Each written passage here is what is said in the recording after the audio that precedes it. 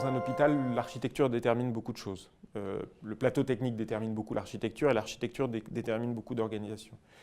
On a un problème de phasage entre le rythme de l'innovation numérique qui obéit à la loi de Moore et qui s'accélère, et le phasage de nos projets d'investissement et architecturaux qui se font sur des périodes de 10 ans, 10-12 ans. Ensuite, on a deux sujets qui sont clés pour nous. C'est le sujet de l'autonomie du patient et de la confiance. Axel parlait de la révolution du patient et du fait que nos patients se prennent en charge eux-mêmes.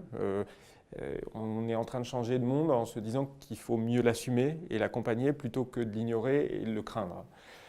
Et donc, se transformer, comme le font tous les acteurs numériques qui partent en première ligne de ce que les agents réalisent, ce que les clients qui sont en même temps les premiers acteurs de leur service réalisent. On doit avoir ce même type de transformation et mettre en œuvre des solutions qui favorisent l'autonomie du patient, mais qui soient une autonomie qui les accompagne.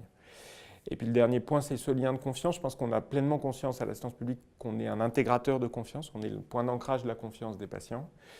Ce qui est à la fois un avantage, parce que ça veut dire qu'on est aussi l'intégrateur des données de nos patients, et ça on tient à le garder, et une responsabilité parce que ça veut dire qu'on ne doit rompre à aucun moment ce lien de confiance.